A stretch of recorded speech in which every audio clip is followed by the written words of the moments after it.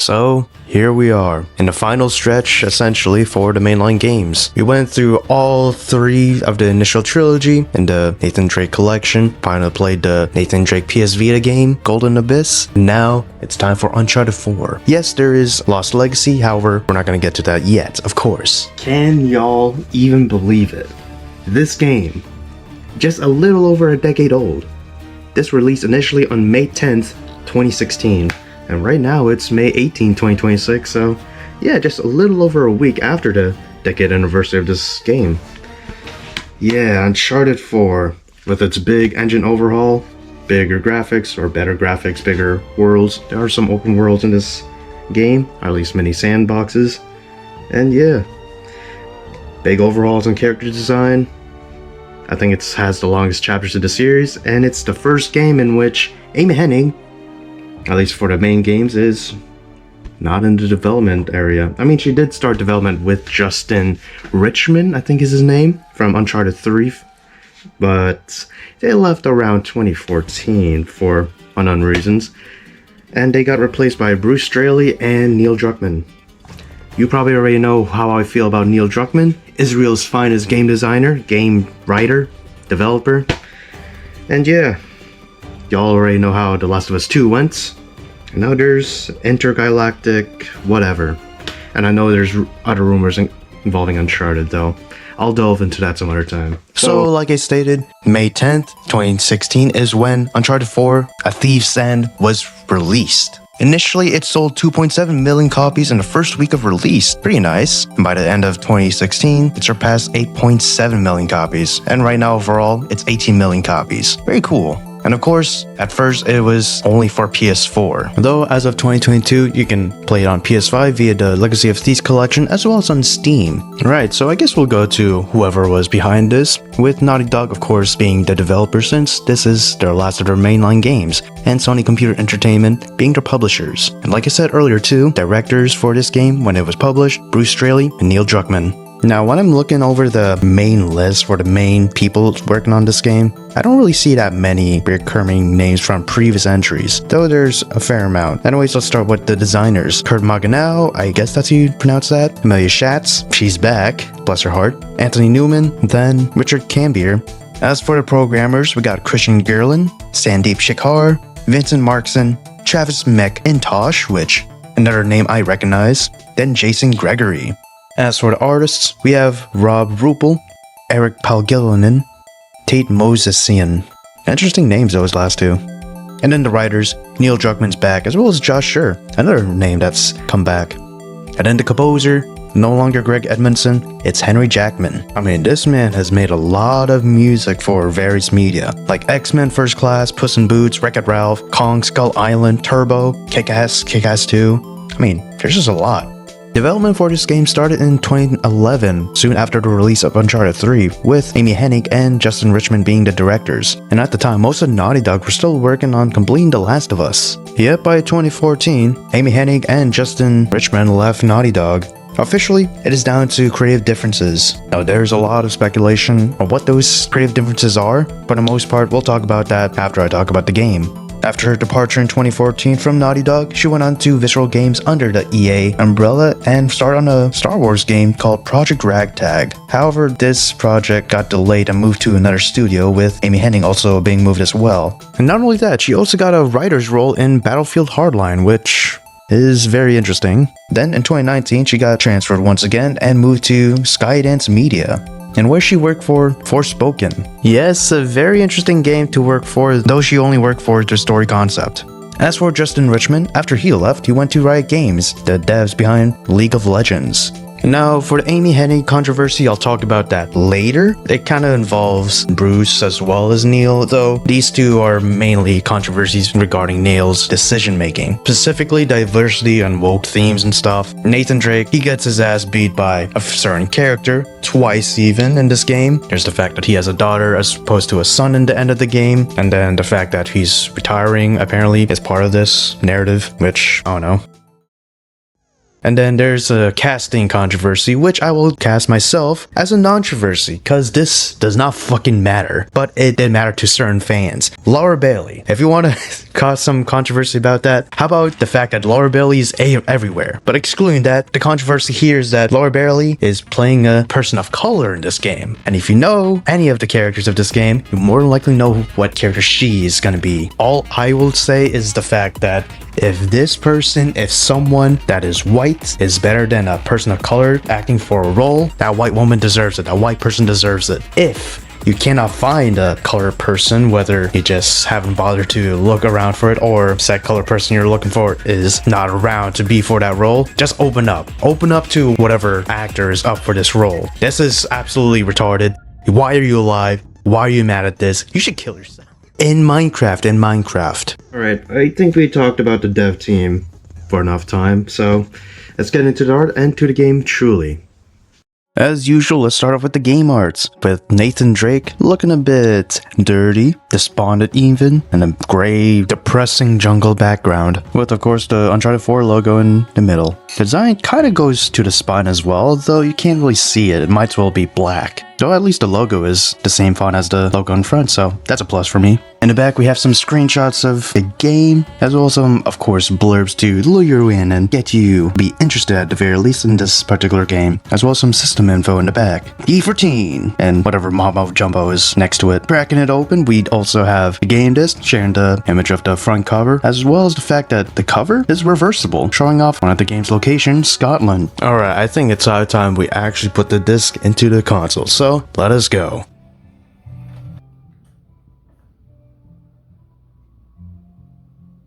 And since this is on PS4, it'll take some time to load, in which the game will give us some screenshots of certain characters. Once the game is fully loaded, of course we'll get the logos for Sony and Naughty Dog. Then when booting up the menu, this is what we see.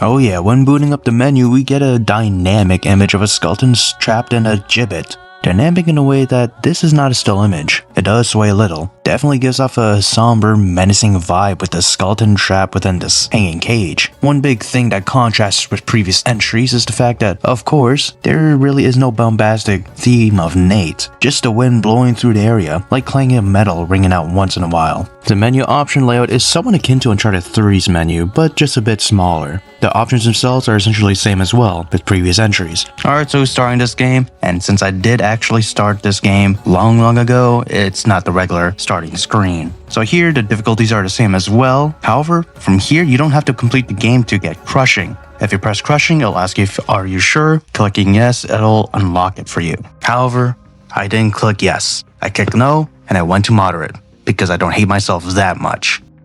After clicking your difficulties, you get to see which assists that you can have, and once you're done with that, that's when you truly start off the game.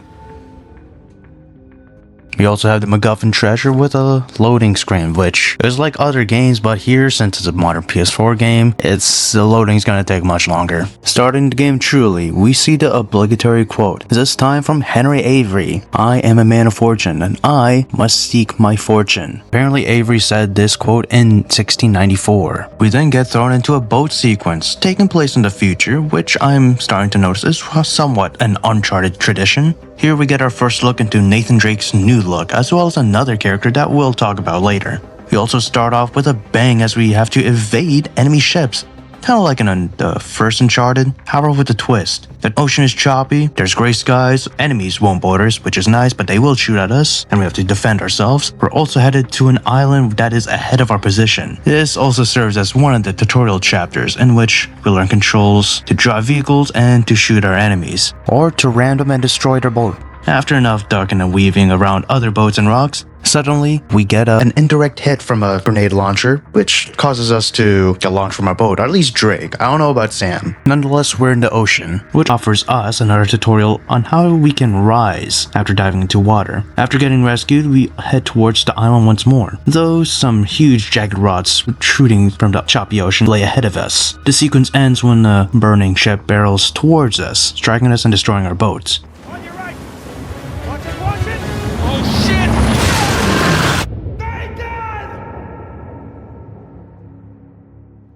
Yep, we've truly gone Hollywood. God bless. Don't worry, we'll see what happens to us near the midway of the story. Now we pick up to a flashback sequence which shows us more controls, specifically climbing controls with a new gimmick, and playing now, the grapple rope. Not only that, we see a young Drake and Sam sneaking out of an orphanage. I'll get more specific with story beats when I talk about the story. After that though, we pick up in a different time, in which Drake, Sam, who is Drake's brother by the way, and a future antagonist, Rafe Adler, are in a Panamanian jail searching for clues of Amy Hennig's treasure, which this game focuses on. Of course, can't you tell that from the quote?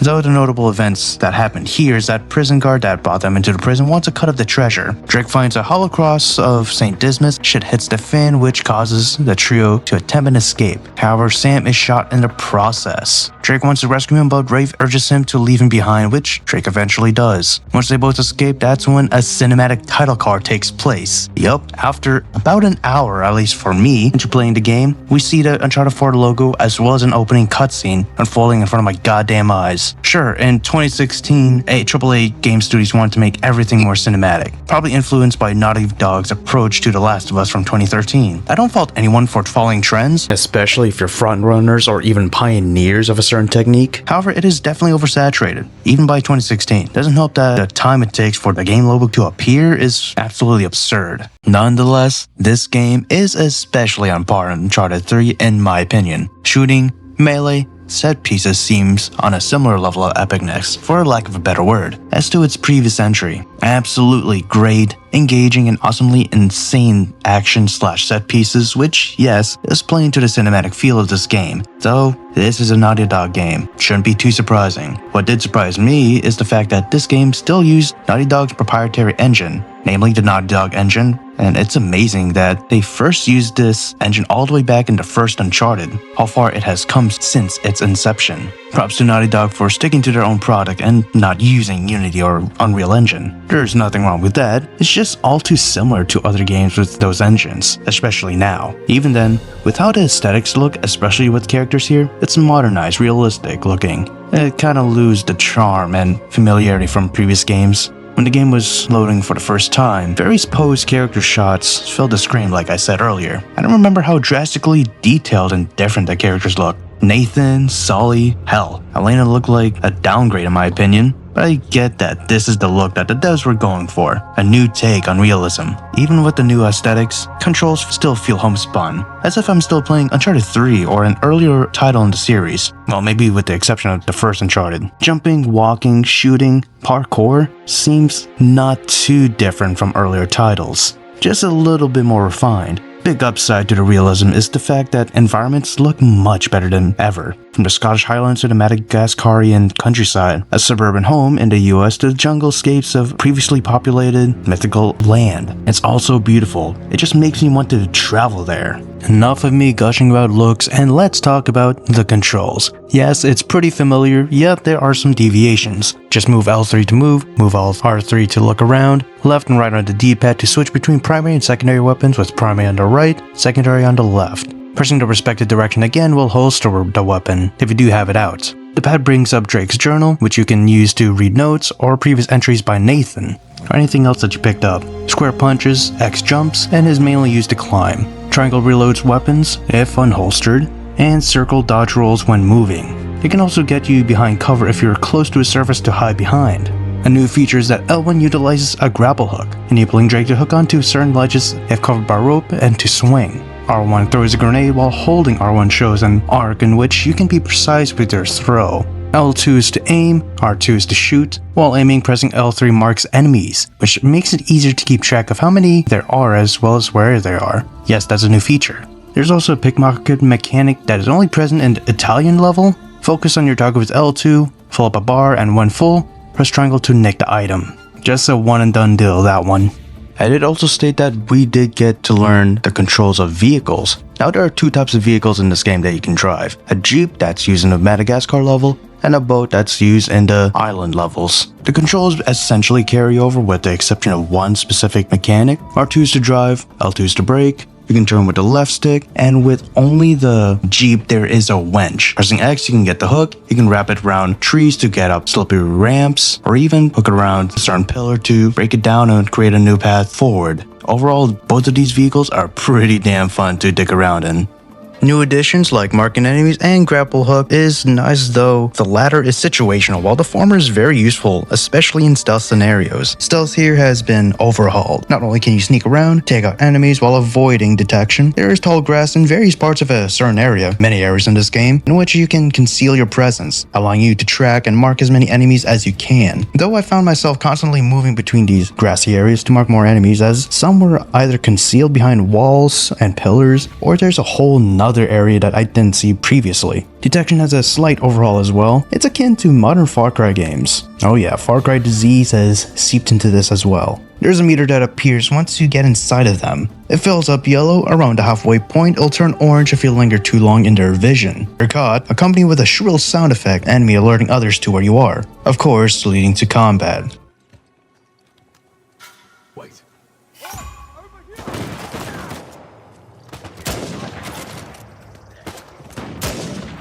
You can run away, evade detection, and hide in tall grass to gain back your stealth, or to that no enemy saw you get into said grass. Also, once you're spotted, Drake will not be crouching to blend into the grass until the enemies no longer know your whereabouts. Dwindling down their numbers helps with this. Of course, shooting and killing is one way to reduce enemy numbers, but stealth kills were my bread and butter. Whether it's an aerial kill, jumping towards an enemy from a ledge and pressing square, an aerial tag again, kicking someone off a ledge, or waiting in the grass for an enemy to come by and stealthily dispatching them, again with the square button, not only reduces numbers but also conceals the bodies if it does end up in the grass. However, there is a possibility that patrolling enemies can find said bodies if it's too close to the edge of the grass, or if their own path finding happens to stumble upon it, raising their guard. That's essentially it for the overhauls of the stealth mechanics. Hiding behind walls or various obstacles to taking down enemies from a ledge, it's all carried over from previous Uncharted titles. However, with these ledge takedowns, there is a chance that the enemy will grab your leg and you must repeatedly press the triangle button to knock them off.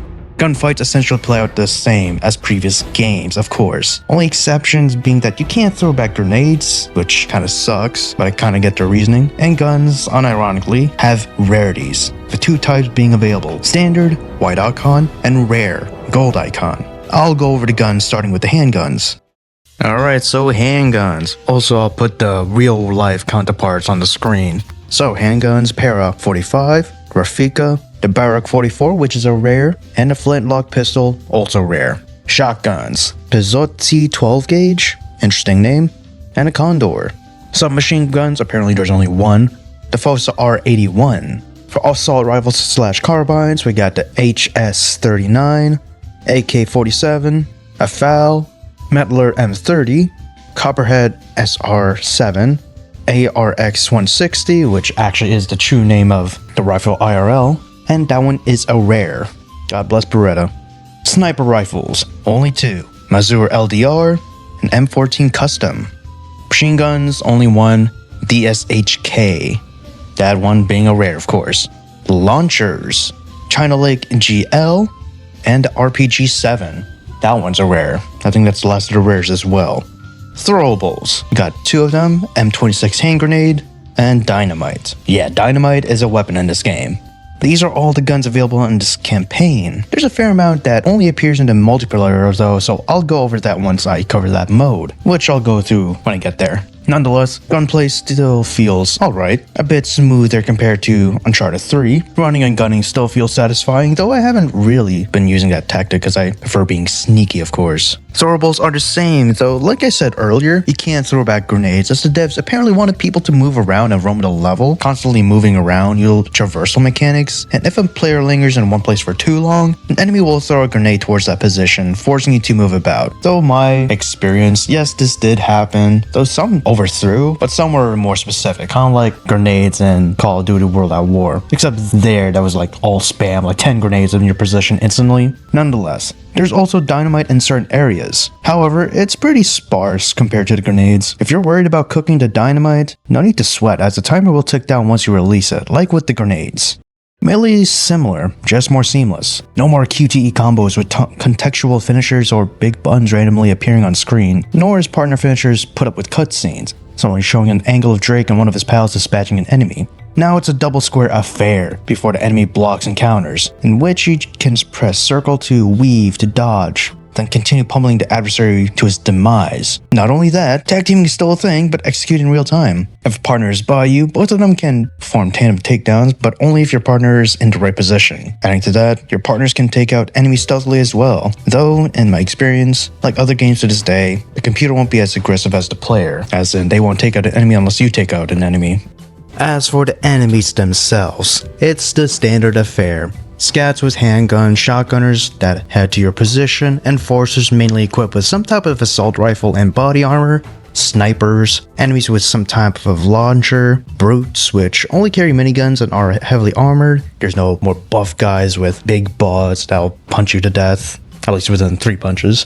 Yeah, there are no longer tall muscular brutes that are heavy hitters with miniguns. Though brutes here still hit back and still can end you within seconds. Finally, there are vehicular enemies. APCs are pretty special as they first appear in Madagascar, chasing Nate and Sully through the streets of Kings Bay. They also appear in Libertalia. These encounters are akin to the APC T80 counters in Uncharted 2. Ultimately, they take care of themselves as well, with the exception of the final encounter of an APC. So overall combat and enemies have a few tweaks, but are generally the same. Thus, I believe it's time to move on to the characters.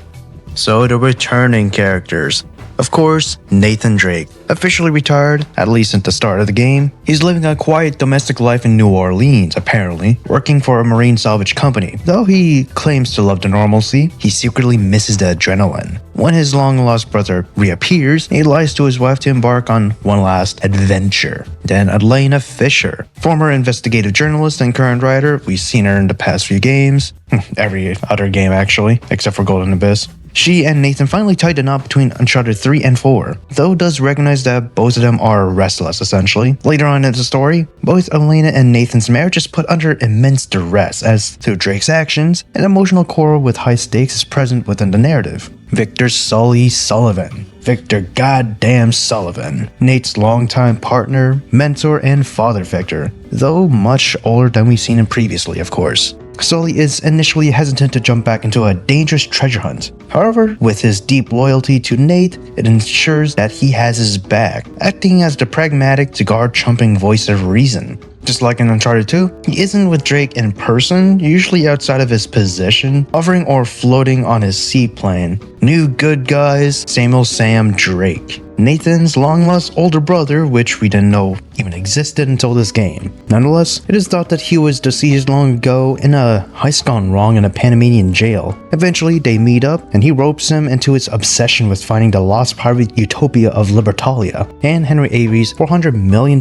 treasure. He is a narrative foil to Nathan, showing what happened if he never got married or never stepped away from treasure hunting. There is one additional character, but you only see this person at the epilogue of the game. New bad boys. Rafe Adler. Rafe is a wealthy, charismatic, but intensely insecure businessman who was part of the original Prison Break with Nate and Sam 15 years prior. He serves as the primary antagonist, however, unlike other villains of the past, obsessed with money and power, Rafe wants to create a legacy of his own, as he himself is a trust fund kid. Though he'll still take the cash, nonetheless, whatever treasure is left behind it, that is. Then Nadine Ross, a fierce tactical leader and expert hand-to-hand combat specialist who is maybe a little too effective against the main brothers. She leads Shoreline, a highly disciplined private military company apparently out of South Africa, hired by Rafe to accompany him on his adventure to the main treasure. She is basically the foil of Rafe. Professional, pragmatic, willing to walk away when an obsession becomes a suicide mission. Every character here excels within the story. Nathan being a humble and calculating guy, always finding a clue whether it's taking a step back or just pure luck. Sam is a giddy, hard-headed, a man pushing forward, though can be easily more defeated compared to his younger brother until the end of the game.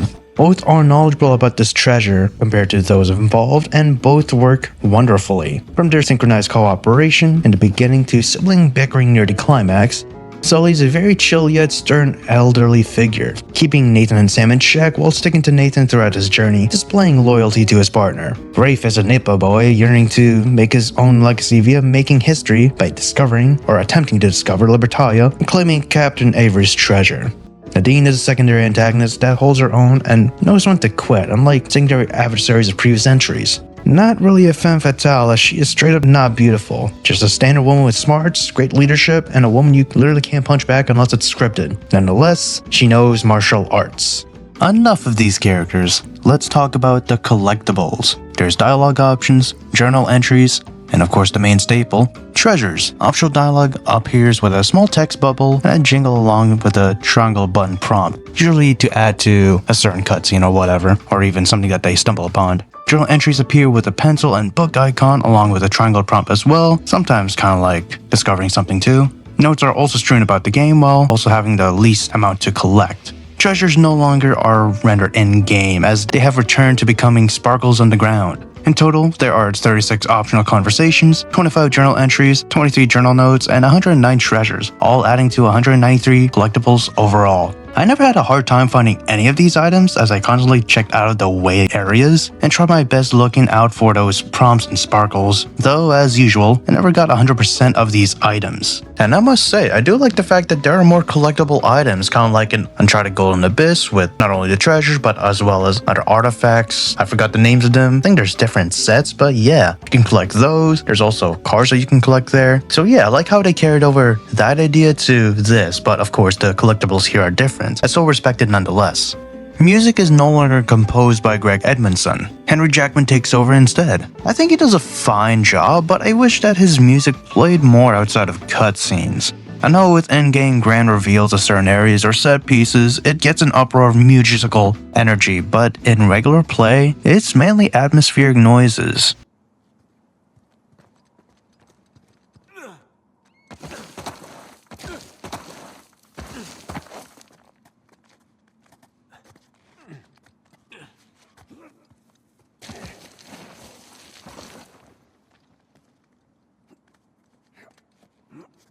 I mean, see how you can sometimes hear in the background, it's like so faint to the point that you can't really hear it? Modern gaming continues this trend of course, but I wish they took notes from Resident Evil 4 OG, even though that's a long time ago, with music usually in the background or even near Automata with its dynamic themes depending on where you are. In previous themes, the theme was an upbeat, triumphant march dominated by soaring horns or at the very least, bombastic instruments. Here it's completely stripped down. The music is grounded, laconic, and restrained. Instead of fueling a spectacle, Jackman's score captures the weight of the spectacle, the fatigue of aging, the strain of martial deception, and the toxic nature of obsession. While Edmondson's score acts as the emotional adrenaline of the game. It belongs to the classic lineage of Hollywood adventure music like Indiana Jones. The music is unashamedly grand, highly romanticized and designed to make the player feel like a larger-than-life superhero surviving impossible odds. And I miss that. Nate here is still a lucky bastard, and yet that luck doesn't feel celebrated. It feels normalized, as if everyone involved lives this life as if it's posh and proper. Though yes, Nathan is old, he shouldn't have gone through with this adventure, yet he did. And it's still as grandiose as his previous adventures, so why not continue the triumphant music throughout while sprinkling in restrained melancholic pieces in certain events that you so fucking want. Though, at the end, I will give Henry some credit, as near the end of the game, you do hear the return of the grand music of old yesteryear return. Environments are at their best here with the improvements of the Naughty Dog engine. Like I said earlier, every area not only looks real, it feels photogenic. Now, I haven't really fiddled with the photo modes a lot in various games, but I couldn't resist dabbling with the mode. Yes, I'm aware that I didn't even talk about it in the previous games, as I didn't use it there, but there were photo modes in earlier games too, even in Golden Abyss. Definitely my favorite area has to be Scotland, especially since we're in the Highlands, with snow strewn about. I mean, it's here and there, but there is some snow. Ocean in the distance match with the perilous jagged cliffside, and the ruins dotting the area. Even though it's not many, meshed well with its environment. The rest of the areas in this game are cool and beautiful in their own right. The rugged red soil and terrain of Madagascar's countryside, paired with the small open world feel of Madagascar's countryside level, made me feel like a tourist, checking out various sites, driving like I'm in a Top Gear special. A damn cool experience for sure. Italy was pretty nice, even though Drake and his crew were mainly in the mansion for a majority of the section. In the beginning, it's so cool to look around and see the difference between the mansion and the countryside. Even then, as for mythical locations, Libertalia is still a lovely island, but I still believe that Ubar is the best aesthetically since the lost city is located in the desert. While Libertalia is still great, it's the third time we see a jungle environment for a mythical city. Also, the epilogue area is chill, serene, a great reward to explore around after completing the main story. Overall, I just love the surroundings. The level design is pretty nice too. similar to previous entries, but of course with more open levels as well as the 2 mini sandboxes, which are so damn fun to dick around in. Climbing is similar as well, with changes like the grappling hook replacing random ropes that are randomly where they are in previous games, as well as a new item that you get in Libertalia, a piton. Oh yeah, which Nathan loots from a corpse. Pretty nice. How it works is whenever you see a patch of porous wall, you can climb up from a ledge, jump or press square to strike, and hold yourself, then move to the closest edge. You can even use it to save yourself from falling, granted that there is a porous wall to dig into. The gameplay loop is pretty simple. You get the story / chatting about whatever the character's going on about, slow exploration, climbing, crazy climbing, whatever, a big ass gunfight, and the cycle repeats from there on. And you know what? It's good enough. Though with stealth, it will absolutely slow down to a crawl, as some enemies might be easier to kill, but others, you might be in a certain area that is in view or just close to an enemy. Risking your cover or an enemy presents an opportunity to you. However, another bad guy is close by and just might bust your cover. Of course, when things get heated, you'll probably just run and gun, take out some enemies, and then hide to gain back your stealth, and go on from there. Puzzles are pretty grand, one can call flamboyant. They look pretty cool, and some are pretty cool to maneuver through, yet they are pretty simple, as it's like as grand as a lake but as shallow as a pond. Probably heard something like that before. For example, in Scotland, there are 2 puzzles that come to mind. Definitely the easiest puzzle in the game has to be the doorlight puzzle. In Avery's tomb within a cemetery, there are 3 statues that portray the crucifixion of Jesus. Guess that's on the right, the penitent thief, St. Dismas on the left, the penitent thief, Saint of Prisoners, and Jesus Christ himself, the Lord and Savior. Behind that, there are what looks like a door with a star cluster on it, but it won't open. Just behind the statues, literally, you burn a central lighting system, which will show you dots, and the front of the statues will have 2 wheels that you can turn. The front of the statues will have a wheel that you can turn, and you can turn 2 dots at a time. What you must do, turn and spin the lighted dots so they correspond to certain dots on the door, making sure they don't overlap. It's a very simple puzzle, barely requiring me to use some brain power. Another puzzle in Scotland, after scaling the cliffside, moving away from the cemetery, the brothers are in a cavern. We spot a big contraption, with 3 crosses on a big wheel, representing the crucifixion, of course again, of JC, along with an empty wooden bucket. Just to the left, there's a lever with a skeleton hanging on, showing what can happen if you mess up. There's also a puddle of water a little ways away from the contraption too. What you must do is get the button to a reachable position, basically to the lowest point where you can reach for it, take it to the puddle, fill it with water, then give it back to Sam, who will put it back on the wheel.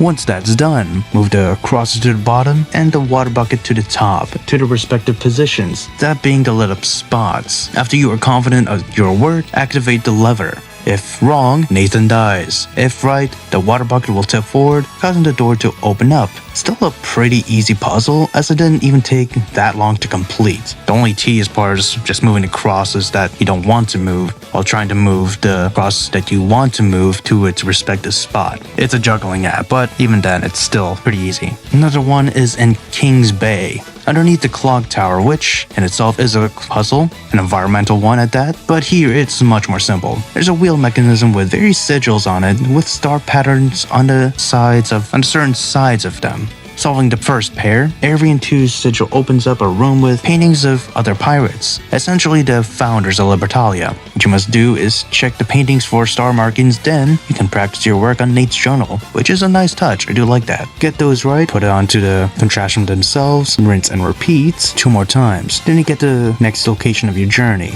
I have heard that this is the hardest puzzle in the game, which I guess I can see since some of the clues for the last ones are straight up destroyed, though since there are other clues that weren't destroyed, I laid those down first and adjusted the others as needed. Sure, it did take a lot of thinking coupled with the fact that this puzzle took the most time to solve compared to the others in game. I feel the others' frustrations, but even then, it's just it takes a long time. Overall, they are pretty straightforward, and with the exception of the Founders puzzle, it rarely took up my time.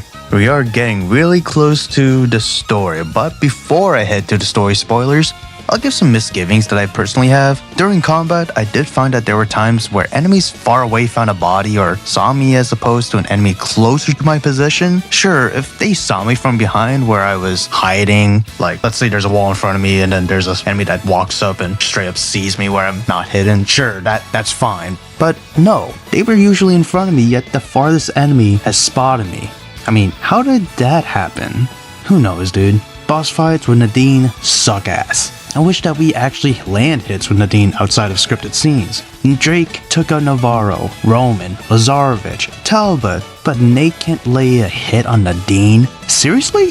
Yes, I know Nate is old as hell, he might as well be a raisin at this point. But he can still take out enemies with his bare hands. Even later with another encounter against her, this time with your brother, she displays her strong woman capabilities by still kicking our goddamn asses. She's capable, I get that. However, some punches have to get through eventually. She can't intercept them all. I mean, shit, Pacquiao's the best... Fuck it. Pacquiao's one of the best fighters, boxers I should say, ever.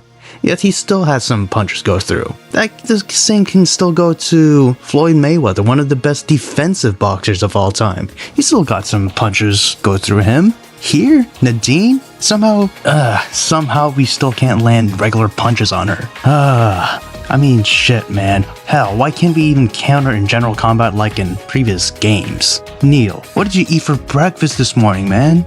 Button prompts appear but aren't as big as before. To compensate with that, devs plaster button prompts to anything that is interactable. Button prompt for picking up a note, treasure, whatever, small triangle button. Sure, I can turn off the HUD, though it would have been better if they had a sheen like Treasures had in Uncharted 3, like actually be rendered. As for notes, you can still do that too. Dialogue options, I can't really fault them for that, but even then, I know what a dialogue option is. You don't have to plaster the button, just the thought bubble, you know?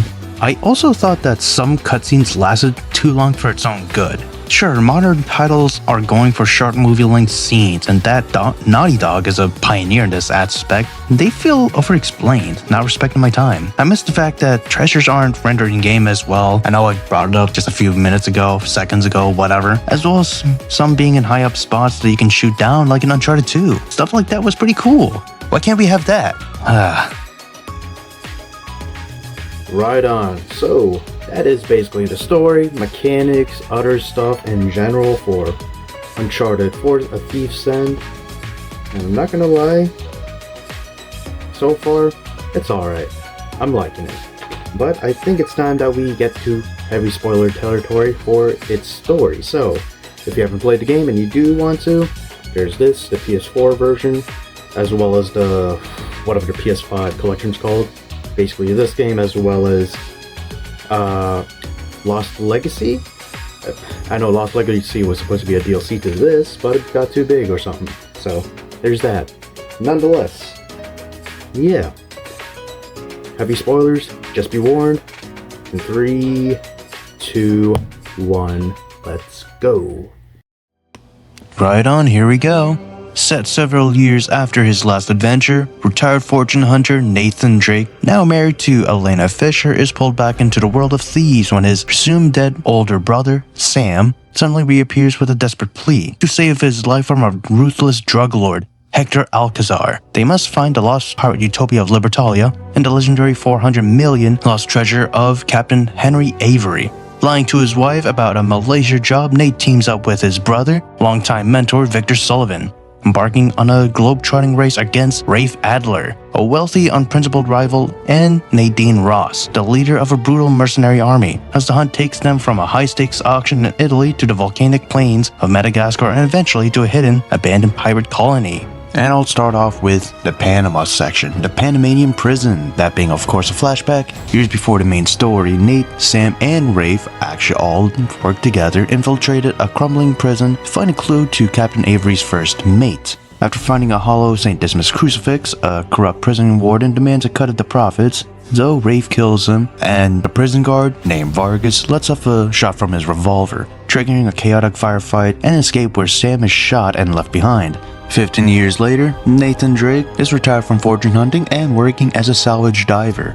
He's also married with Elena and is living a nice lifestyle, but is yearning for the adventure once more. He does get an opportunity to go on an adventure for a Malaysia job, but he turns that down. But out of the blue, his brother, long thought dead, has actually showed up at his doorstep at his job and offers him a story of how he got out, as well as a continuation of finding Avery's treasure, along with the fact that he has a small time frame to find it, because Hector Alcazar wants him to find it within 3 months. So he phones his wife, tells her that he's going to take the Malaysia job, and ends up lying in general, which big sad, but this is the start of the grand adventure. Right, so the Rossi estate in Italy. Nate outmaneuvers his conscience to help Sam. Alongside Sully, they infiltrate a high society illegal auction to steal a duplicate of a St. Dismas cross before Rafe can buy it. Nate cuts the power grid, allowing Sam to pose as a raider and pull off a clean heist from the gallery vault. This is also where we first fight Nadine, or get our ass beat by Nadine, but we have a clean escape via Sully. The Scottish Highlands. There's a map hidden inside the stone cross which sends the brothers to a ruined cathedral cemetery in cold, stormy Highlands, Scotland. Dodging Nadine's mercs, they solve intricate mechanical traps beneath a tomb, finding a secret scale and coin statue that points them to Madagascar, specifically King's Bay. And once there, the search transitions to a vast sun-baked landscape.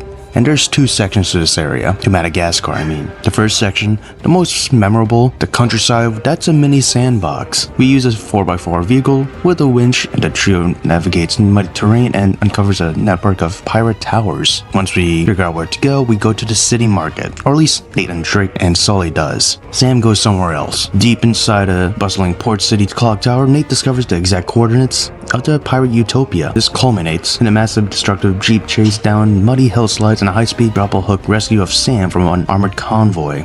This is where things get really strained with Nate's marriage, as Elena actually catches up with the boys. And yeah, things are not looking good, which kinda sucks. Anyways, we follow the clues nonetheless. Nathan's a bit despondent, Sam's trying to be in high spirits, but nonetheless, following the trails to an uncharted island off the coast, the brothers survive a shipwrecking storm, regroup and discover the massive overgrown ruins of Libertalia.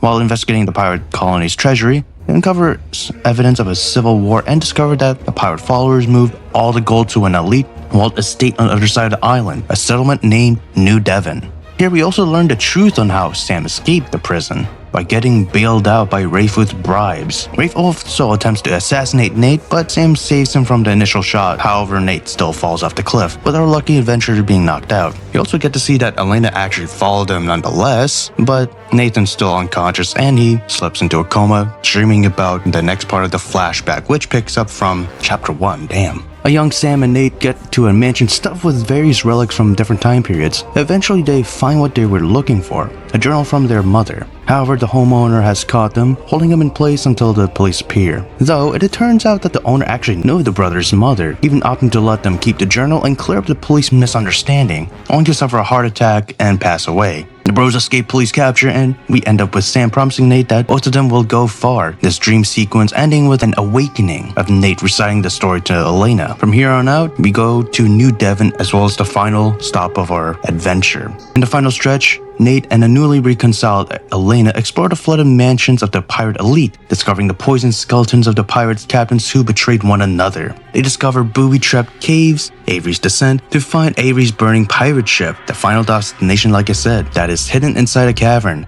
setting up the final sword fight against Rafe in the final flooded holding. This is also where Nadine cuts her ties with them and leaves the area, cutting her losses. After the dramatic fight and defeating Rafe, Nate and Sam escapes, and it seems like they could have died as the cave is also collapsing. However, in the epilogue, which takes place sometime in the future and somewhere within the Yucatan Peninsula, the game shifts perspective to Cassie Drake, Nathan and Elena's teenage daughter. We control her as she explores her family's beautiful sunlit beach home, interacts with her family dog, and when we initially play as her, she's playing the retro video game Crash Bandicoot on the PS1. Checking out everything after the tense final boss is such a great reward.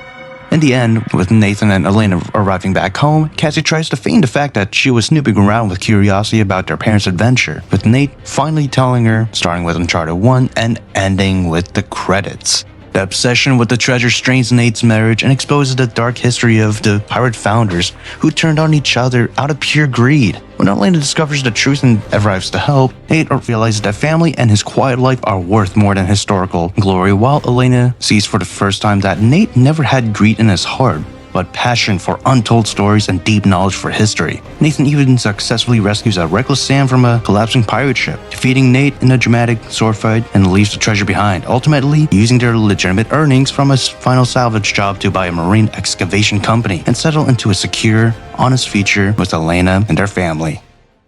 Alright, so yeah, Uncharted 4, A Thief's End, pretty nice. I still like Uncharted 3, Drake's Deception, a little bit more than this game, but I'm not gonna lie. Here it just feels a little bit more grounded, but there is still some outlandish stuff, like the set pieces, of course. Especially Madagascar and Libertalia. I still like them. It's just not as ostentatious as the desert scene or even the plain scene from Uncharted 3. However, I do like the themes of this game. The treasure hunting still right. I do like the fact that his old life, essentially Sam, appears and Drake trying to, you know, recuperate the lost treasure of Henry Avery from their childhood. And yeah, it's like, damn, if he didn't marry Elena, he could have turned out like Sam. And the same thing can be said about Rafe Adler. I mean, we don't know about Rafe Adler's past. All we know is that he's a Nepo baby. Nepo baby, there you go. And he wants to make his own legacy. I'm pretty sure he said that in Italy? Not Italy, Scotland? Oh no, it was Italy, I think. And yeah, he wants to build his own legacy. Actually, no, I think he said it in Libertalia. Nonetheless, he wants to build his own legacy. And he doesn't want to be just a Nepo baby. He wants to do something himself. I like that. And Nadine tries to be there for him. However, he treats her like shit. And eventually she cuts all ties with him. So, yeah. Family's more important, the familial ties, especially with the fact that he betrayed Elena's trust. Eventually found out that, you know, family's all that he has. He's getting older and he has to let go of the past and, you know, live a safer life with his family, which is pretty nice. And of course you get to see that with the epilogue. So yeah, gunplay is nice, puzzle is alright, pretty grand, but pretty simple like I said earlier. I guess we'll talk about the multiplayer, which I don't have PSN Plus. However, I'm pretty sure there's a single player version of the multiplayer mode, so yeah. And not gonna lie, it's standard affairs like Uncharted 3's multiplayer if I'm correct. Team deathmatch stuff, maybe some other tasks, so let's get on to it. Alright, so for the game modes, there are 9 different ones for Uncharted 4's multiplayer. There's King of the Hill. Capture a hill, then control a foe to earn victory points. And spawning is restricted once your team controls said hill. First team to reach 200 points gets the win. There's also a ranked version of this mode too. I think it's the only ranked one. Team Deathmatch. 2 teams of 5 compete against each other, and the first to get 40 kills wins. Command. 2 teams of 5 fight for control over 3 separate command zones, and a team gets points per second for each command zone, and they win once they reach 700 points. Plunder. 2 teams of 3 or 5, that being the max, attempt to secure the idol in their respective chests, and the first team to get 3 idols wins. Bounty Hunter. This was introduced in the Bounty Hunter DLC. 2 teams compete to reach the score limit by collecting bounties from knocked out players or killed players. Once you kill a player, they drop a bounty worth 10 points, which you and your teammates must retrieve before the enemy can swoop in and deny it. The first to reach 600 points wins. Classic mode. This is essentially, you know, multiplayer from previous games like Uncharted 2 or 3. It is basically a much more classic version of Team Deathmatch. First to get 50 kills wins. Survival. Now this is technically a mode that you can play by yourself, but you can also play with other people as well. It's a co-op game mode and where you have to survive waves of enemy units. Now the last one is Trials. Pre-made matches designed to improve your skill using certain game mechanics. Of course, like I said, I didn't play multiplayer, I don't have PSN, and I don't want to get this game again for my PC. So there's that. I did, however, play Survival Mode, which is a separate mode that they have in the main menu, just under multiplayer. I only played it once, I think it was alright. I guess I'll talk about the guns of it. All the guns that were in the single player mode are in this mode as well as additional ones. Like the Jackal, Bishal 50 cal, the Pistole, which I forgot was in the game because I only encountered it in Scotland when I was escaping. That's in the game. Argual 40, Enforcer G26, DC Single Action, RKL 155, MP 34A, P90, Arrowhead A3C, Harrison 1890, Low S, POC 80, Stoner 63, US AN12, and a Desert 5. Yeah, that's a fair amount of weapons, man. When I played survival mode, I think it was alright. I do find it interesting that when enemies drop guns, you see like an icon spinning above it, kind of like in Fortnite. I also did find it interesting that you have to buy weapons, and of course you get money by doing kills or doing certain tasks. It's mundane in my opinion, but it's serviceable. It can be fun with friends, and you know what? No harm, no foul. It's fine. I don't think it's all the best, but ayo, it's serviceable. It's fine. It's not your day. Cleared them all out. Well done. We're clear. We use some intel down here, Victor.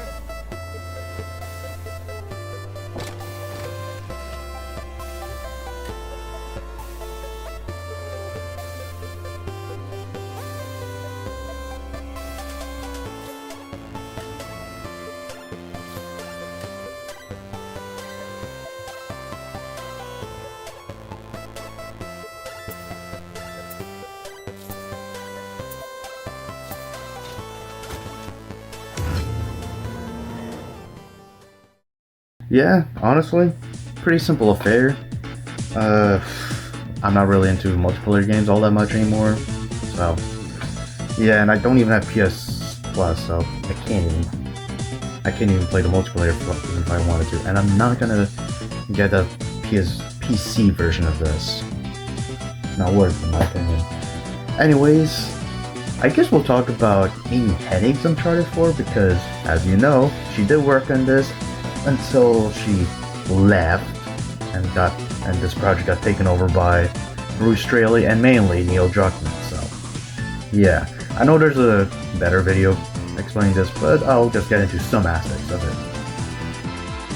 Oh yeah, we missed out on a fair amount of stuff in Amy Hennig's version of Uncharted 4. Firstly, Sam Drake would have been an antagonist, being a bitter brother that resents Nate after being left behind in that Panamanian prison. Rafe would still be in here, but near the end, it seems like Sam would have teamed up with Nate after probably some type of battle to take down Rafe. There was no Nadine nor childhood flashbacks in this version. Charlie Cutter could have had a much more prominent part in this version. Unlike in the version that we have now, it's just a mention. Madagascar would have been very different. Apparently there was supposed to be a survival focus sequence when Nate shipwrecked on the island, making him weather those storms and construct a raft to escape. The flashbacks, like I said, no child ones, but apparently there was going to be a playable pirate flashback near the beginning, allowing the player to play as Captain Henry Avery during a massive battle on his ship. In terms of gameplay, it seems like there was also a stamina-based climbing mechanic that was in Hennig's version. Melee sword combat, which would have been so fucking cool to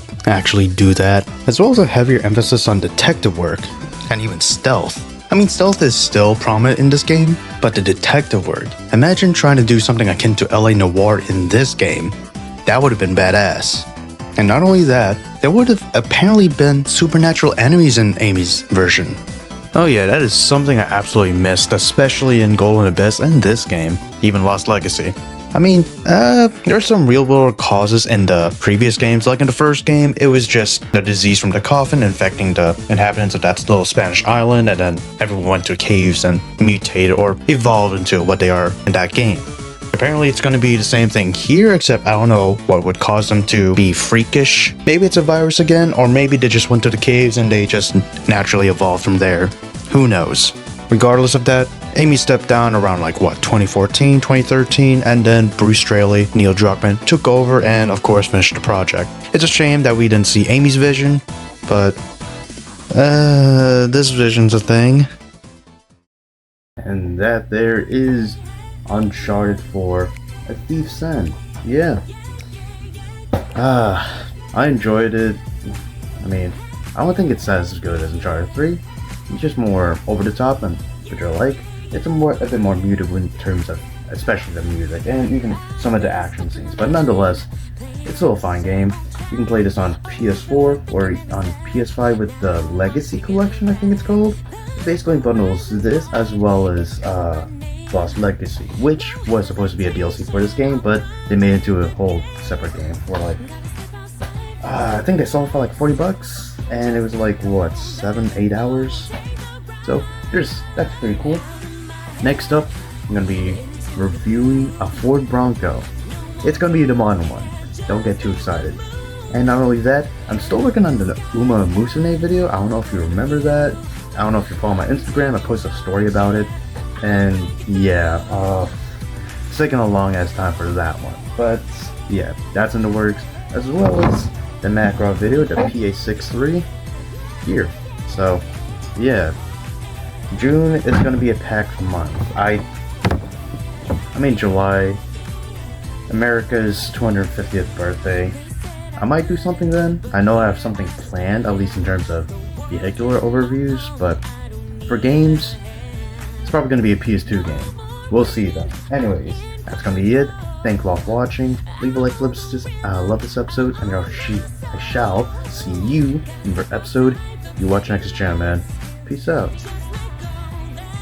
Alright, thank you for watching. If you actually did manage to watch all the way through, thank you. And happy anniversary, 10th anniversary for Uncharted 4, which I think released like what, May 10th? So yeah, a little bit past that, but yeah. Godspeed. Hopefully y'all enjoyed, and yeah, I'll see you in the next one. Peace out.